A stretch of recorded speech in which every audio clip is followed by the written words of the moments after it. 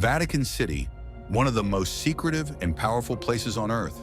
A walled enclave in the heart of Rome, shrouded in mystery, whispers of hidden archives, ancient conspiracies, and untold secrets.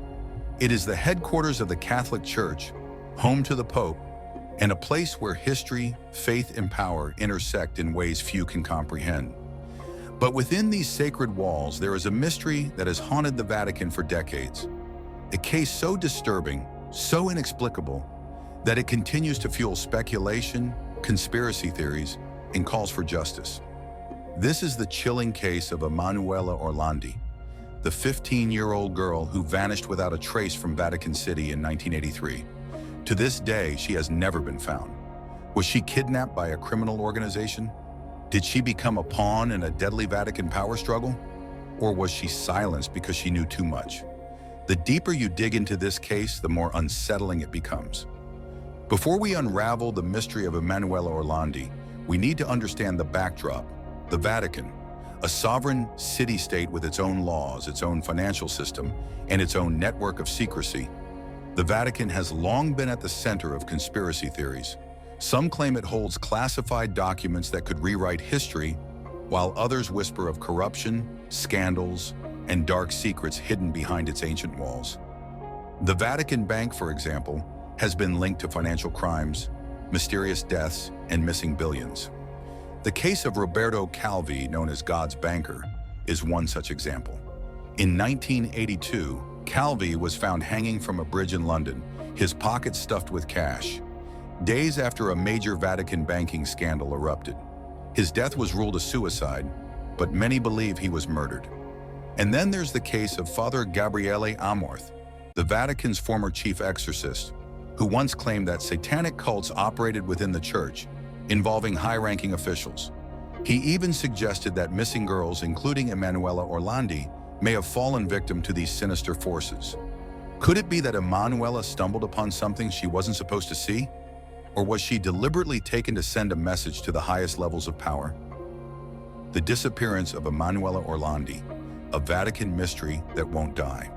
On June 22, 1983, Emanuela Orlandi, the daughter of a Vatican employee, left her home inside Vatican City to attend a music lesson at the Pontifical Institute of Sacred Music in Rome. She never came back. She was last seen near a bus stop in central Rome, speaking to a man in a dark-colored BMW. Witnesses say she was approached by someone offering her a job selling Avon cosmetics. It seemed like a normal interaction, but after that moment, she vanished into thin air. The Vatican remained strangely silent. No major search efforts were launched by the city-state itself. The Orlandi family was left to investigate on their own, receiving cryptic phone calls and bizarre messages. Then came the phone calls from an anonymous man who identified himself only as the American. He claimed that Emanuela had been kidnapped and offered a chilling demand: her release in exchange for the freedom of Mehmet Ali Aka, the Turkish man who had attempted to assassinate Pope John Paul II just 2 years earlier. This shocking demand connected the case to an even larger global conspiracy, one that involved the KGB, the mafia, and possibly even the CIA. But it didn't stop there. Over the years, more leads, rumors, and confessions surfaced, each one darker than the last. The Vatican, the mafia, and a deadly cover-up? One of the most disturbing theories involves the Magliana Gang, a Roman mafia organization with deep ties to the Vatican Bank.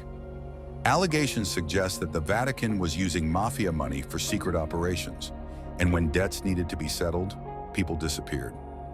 One former gang member, Antonio Mancini, hinted that Emanuela was taken as leverage, possibly as a warning to Vatican officials involved in illicit dealings.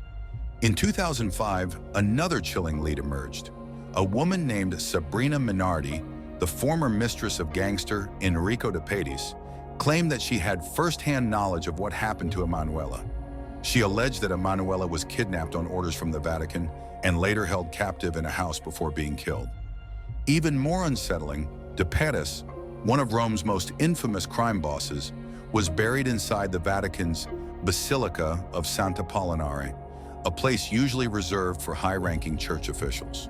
Why would a gangster be given such an honor? Some believe it was a payment for services rendered. Recent developments: Emanuela's brother fights for the truth. For decades, Emanuela's family, especially her brother Pietro Orlandi, has refused to let her case be forgotten. He has tirelessly campaigned for justice, demanding answers from the Vatican, organizing protests, and working with journalists to uncover the truth. In 2019, a shocking new lead brought the world's attention back to the case. Following an anonymous tip, Vatican officials agreed to open 2 tombs inside the Teutonic Cemetery near St. Peter's Basilica. The claim?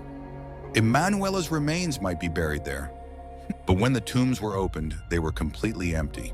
Not only was Emanuela not there, but the bodies of the 2 princesses who were supposed to be buried there were missing as well. Another Vatican cover-up? Then in 2023, more evidence surfaced, suggesting that the Vatican has known the truth all along. A leaked document allegedly confirmed that the Vatican had been monitoring the case for years, keeping crucial information hidden from investigators. Other Vatican mysteries and disappearances. Emanuela Orlandi's case is not the only unsolved mystery linked to the Vatican. Over the years, several other disappearances and suspicious deaths have been shrouded in secrecy. One such case is that of Mirella Gregori, another 15-year-old girl who disappeared in Rome just 1 month before Emanuela. Some believe their cases are connected, part of a larger network of abductions. Then there's the mysterious death of Pope John Paul I, who died just 33 days after being elected. Some claim he was poisoned after attempting to expose corruption inside the Vatican bank. Could Emanuela's disappearance be linked to the same dark forces? Will we ever know the truth? The Vatican remains one of the most powerful and secretive institutions in the world. Despite decades of investigations, protests, and media coverage, the mystery of Emanuela Orlandi remains unsolved. Was she a victim of international espionage? A pawn in a mafia Vatican power struggle? Or did she uncover something so dangerous that she had to be silenced? One thing is certain: the Vatican knows more than it is telling. The Orlandi family continues to fight for justice, and as new revelations come to light, the pressure on the Vatican to reveal the truth is growing. What do you think happened to Emanuela Orlandi? Is this the biggest Vatican cover-up of all time?